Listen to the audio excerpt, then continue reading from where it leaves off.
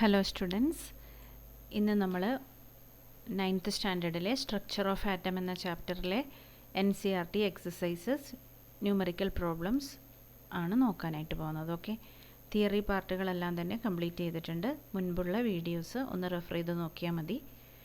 അതുപോലെ സബ്സ്ക്രൈബ് ചെയ്യാതെ ക്ലാസ്സുകൾ കാണുന്നവരുണ്ടെങ്കിൽ ഒന്ന് സബ്സ്ക്രൈബ് ചെയ്ത് സപ്പോർട്ട് ചെയ്യുക. അതുപോലെ ഹെൽപ്ഫുൾ ആണെങ്കിൽ ലൈക്ക് ചെയ്തൊന്ന് അഭിപ്രായം കൂടി അറിയിക്കുക. ഓക്കെ, അപ്പോൾ ഓരോ ക്വസ്റ്റ്യൻസായി നമുക്ക് നോക്കാം. Read the question.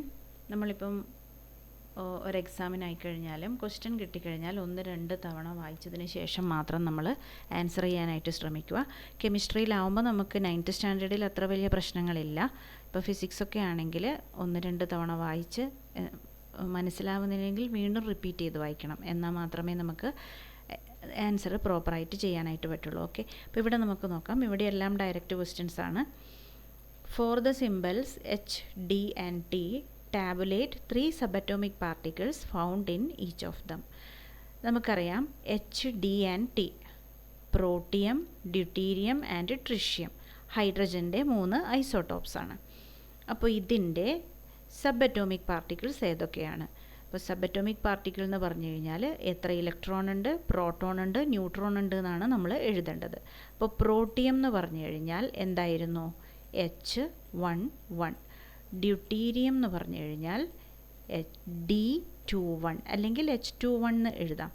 ക്വസ്റ്റ്യനിൽ ഇപ്പം HDT എന്ന് കൊടുത്തതുകൊണ്ട് ഞാനിങ്ങനെ എഴുതുന്നു,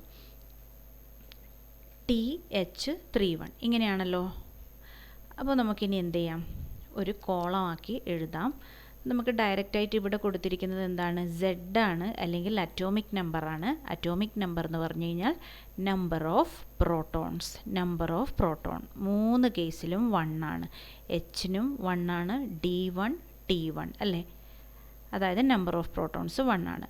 നമ്പർ ഓഫ് പ്രോട്ടോൺസും നമ്പർ ഓഫ് ഇലക്ട്രോൺസും ഒരു ആറ്റത്തിൽ ഈക്വൽ ആയിരിക്കും. അപ്പോൾ ഇതും 1 ആണ്. ഇനി നമുക്ക് വേണ്ടത് നമ്പർ ഓഫ് ന്യൂട്രോൺസ് ആണ്. Number of neutrons. Number of neutrons എങ്ങനെ കണ്ടുപിടിക്കും? Number of neutrons mass number അല്ലേ? മാസ് നമ്പർ എന്ന് പറഞ്ഞു കഴിഞ്ഞാൽ എന്തായിരുന്നു? മാസ് നമ്പർ A അല്ലേ സിമ്പല്? മാസ് നമ്പർ എന്ന് പറഞ്ഞു കഴിഞ്ഞാൽ നമ്പർ ഓഫ് ന്യൂട്രോൺസ് നമുക്ക് ക്യാപിറ്റൽ N ഉപയോഗിക്കാം. Number of neutrons plus number of protons ആണല്ലേ? Number of neutrons plus number of protons. അപ്പോൾ ഞാൻ ഈ നമ്പർ ഓഫ് പ്രോട്ടോൺസിനെ നമുക്ക് Z തന്നെ എഴുതാം. ഓക്കെ, അപ്പോൾ A = N+Z എന്ന് എഴുതാം. ജസ്റ്റ് എ മിനിറ്റ്, ക്ലിയർ ആയിട്ട് ഞാനൊന്ന് എഴുതാം ഇവിടെ. അതായത് ഈ ഒരു ഇക്വേഷൻ പോലെ നിങ്ങൾക്ക് വേണമെങ്കിൽ ഓർത്ത് വെക്കാം. മാസ് നമ്പർ = ന്യൂട്രോണിൻ്റെ നമ്പർ, എത്ര ന്യൂട്രോണുകളുണ്ട്, പ്ലസ് എത്ര പ്രോട്ടോണുകളുണ്ട്. അതായത് N+Z എന്ന് എഴുതാമല്ലോ. അപ്പോൾ നമുക്ക് കണ്ടുപിടിക്കേണ്ടത് എന്താണ്? N എത്രയാണ്, നമ്പർ ഓഫ് ന്യൂട്രോൺസ് എത്രയാണ് എന്നാണ്. അപ്പോൾ എന്ത് ചെയ്താൽ മതി? Aയിൽ നിന്ന് Z സബ്ട്രാക്ട് ചെയ്താൽ മതിയാവും. അതായത് മാസ് നമ്പറിൽ നിന്ന് അറ്റോമിക് നമ്പർ സബ്ട്രാക്ട് ചെയ്താൽ മതിയാവും. നമുക്ക് സിമ്പിൾസ് അറിയാമല്ലോ. ഇപ്പോൾ D ആണെങ്കിൽ D21 അല്ലേ? അപ്പോൾ 2 1 സബ്ട്രാക്ട് ചെയ്താൽ നിങ്ങൾക്ക് എന്ത് കിട്ടും? ന്യൂട്രോണിൻ്റെ എണ്ണം കിട്ടും. അതുപോലെ ട്രിഷ്യത്തിൻ്റെ കേസിലാണെങ്കിൽ 3 1 സബ്ട്രാക്ട് ചെയ്താൽ ന്യൂട്രോണിൻ്റെ എണ്ണം കിട്ടും. ഓക്കെ, അതേസമയം പ്രോട്ടിയം എന്ന് പറഞ്ഞാൽ നമ്മൾ പറഞ്ഞിട്ടുണ്ടായിരുന്നു അതിനകത്ത് ന്യൂട്രോൺ ഇല്ല. 1 - 1 തന്നെ വരും നമുക്കല്ലേ സബ്ട്രാക്ട് ചെയ്യുമ്പോൾ. അപ്പോൾ അവിടെ 0 ആയിട്ട് വരും. അപ്പോൾ നമ്പർ ഓഫ് ന്യൂട്രോൺസ് 0, 1, 2. ക്ലിയർ ആണല്ലോ? അടുത്ത question. Write the electronic configuration of any one pair of isotopes and isobar. അപ്പോൾ ഐസോടോപ്സും ഐസോബാറും എന്താണെന്ന് നമ്മൾ കഴിഞ്ഞ ക്ലാസ്സിൽ കണ്ടതായിരുന്നു അല്ലേ? അപ്പോൾ ഐസോടോപ്സ് സെയിം എലമെൻറ്റിൻ്റെ ഡിഫറെൻറ്റ് ഫോം, സെയിം എലമെൻറ്റിൻ്റെ 2 തരത്തിലുള്ള ഫോമുകളാണ്, സ്പീഷീസാണ്. അതിൻ്റെ അറ്റോമിക് നമ്പർ സെയിം ആണ്, മാസ് നമ്പർ ഡിഫറെൻ്റ് ആണ്. അതേസമയം ഐസോബാർ എന്ന് പറയുമ്പം മാസ് നമ്പർ സെയിം ആണ്, അറ്റോമിക് നമ്പർ ഡിഫറെൻ്റ് ആയിരിക്കും. ഓക്കെ, ഐസോടോപ്പിന് നമ്മൾ ഒരുപാട് എക്സാമ്പിൾസ് പഠിച്ചിട്ടുണ്ടായിരുന്നു. അതിലേത് വേണമെങ്കിലും നമുക്ക് ചൂസ് ചെയ്യാം. കാർബൺ എടുക്കുകയാണെങ്കിൽ നമ്മൾ ഇലക്ട്രോണിക് കോൺഫിഗറേഷൻ അല്ലെങ്കിൽ ഇലക്ട്രോൺ അറേഞ്ച്മെൻറ്റ് എഴുതുന്നത് ഇലക്ട്രോണിന് വേണ്ടിയിട്ടല്ലേ? അപ്പോൾ അതിൻ്റെ അറ്റോമിക് നമ്പറാണ് നമ്മൾ നോക്കേണ്ടത്. ഇവിടെ 6 ആണല്ലോ. 6 ആയതുകൊണ്ട് 6 ആണ് നമ്പർ ഓഫ് പ്രോട്ടോൺസ്, അത്രയും തന്നെ ഇലക്ട്രോൺസും ഉണ്ടാവും. അപ്പോൾ 6 എന്ന് പറയുമ്പം ആദ്യത്തെ ഷെല്ലിൽ 2, രണ്ടാമത്തെ ഷെല്ലിൽ 4. ഓക്കെ, ഇതിപ്പം കാർബൺ തന്നെയാണല്ലോ, കാർബൺ 12 6 14 6. അപ്പോൾ രണ്ടിൻ്റെ എടുത്തു കഴിഞ്ഞാലും ഇലക്ട്രോണിക് കോൺഫിഗറേഷൻ സെയിം ആയിരിക്കും. അതേസമയം ഐസോബാർ എടുക്കുന്ന സമയത്ത് എങ്ങനെ വരും? ഐസോബാർ എടുക്കുമ്പം ഐസോബാറിൻ്റെ രണ്ടിൻ്റെയും അറ്റോമിക് നമ്പർ വ്യത്യാസം വരും അല്ലേ? അപ്പോൾ അതിൻ്റെ ഇലക്ട്രോണിക് കോൺഫിഗറേഷനും വ്യത്യാസം വരും. അതായത് ഇപ്പോൾ കാൽസ്യം 20 എന്ന് പറയുമ്പോൾ ആദ്യം 2 കൊടുക്കാം, പിന്നെ 8 കൊടുക്കാം, പിന്നീട്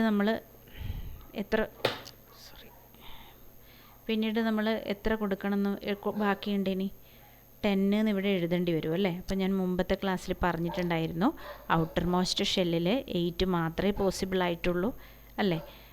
അതിൽ കൂടുതൽ വരുന്ന കേസ് ഉണ്ടെങ്കിൽ എന്താവും? അടുത്ത ഷെല്ലിലേക്ക് ഷിഫ്റ്റ് ആവും. അപ്പോൾ ഇവിടെ 8 10 അല്ലേ ഉള്ളത്, അവിടെ 8 മാത്രം വെച്ച് ബാക്കി രണ്ടും നാലാമത്തെ ഷെല്ലിലേക്ക് ഷിഫ്റ്റ് ആവും. അപ്പോൾ 2 8 8 2 എന്ന് വരും.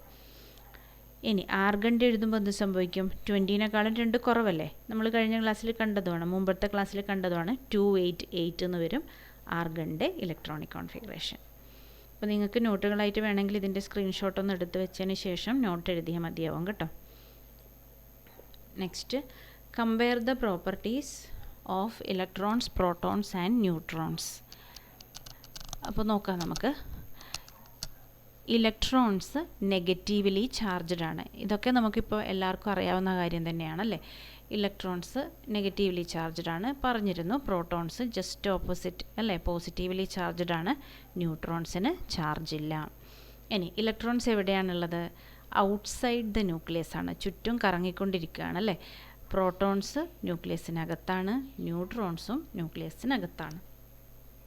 ഇനി നമ്മൾ മാസ് നോക്കുന്ന സമയത്ത് പ്രോട്ടോണിൻ്റെയും ന്യൂട്രോണിൻ്റെയും മാസ് ഈക്വൽ ആണ്, 1U ആണ് അല്ലേ? അങ്ങനെയല്ലേ നമ്മൾ ഇപ്പം അറ്റോമിക് മാസ് എഴുതുന്ന സമയത്ത് നമ്മൾ കാർബണിൻ്റെ മാസ് നമ്പർ 12 എന്നല്ലേ പറഞ്ഞേ? Mass number 12. അപ്പോൾ അതിനകത്ത് 6 ന്യൂട്രോൺസും 6 പ്രോട്ടോൺസും ഉണ്ട്. അങ്ങനെയാണ് 12 വന്നത്. അപ്പോൾ നമ്പർ ഓഫ് ന്യൂക്ലിയോൺസ് 12 ആണ്. നമ്പർ ഓഫ് ന്യൂക്ലിയോൺസിൻ്റെ ആ 12 ന്യൂക്ലിയോൺസിൻ്റെ മാസ് എങ്ങനെ എഴുതുക? 12U എന്നല്ലേ എഴുതുന്നത്. അപ്പോൾ ഒരു പ്രോട്ടോണിൻ്റെ അല്ലെങ്കിൽ ഒരു ന്യൂട്രോണിൻ്റെ മാസ് എന്ന് പറഞ്ഞാൽ അത് 1U അല്ലെങ്കിൽ 1AMU ആണ്.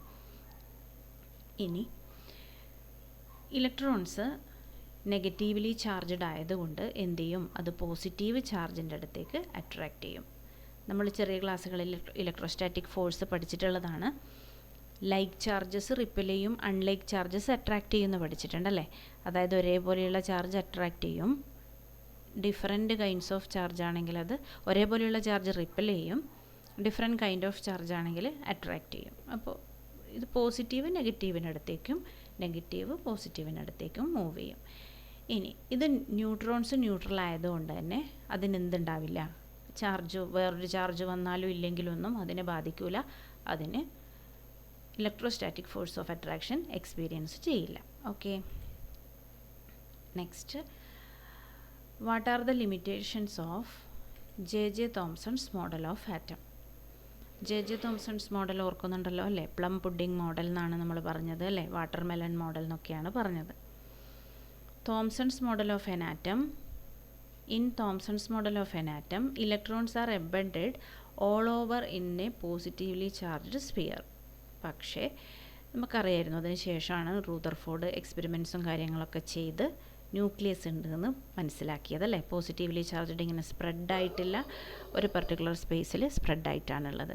അപ്പോൾ but experiments done by other scientist showed that protons are present only in the centre of the atom and electrons are distributed around it. Okay, അപ്പോൾ ഇതാണ് ജെ തോംസൺ ആറ്റം മോഡലിൻ്റെ drawback.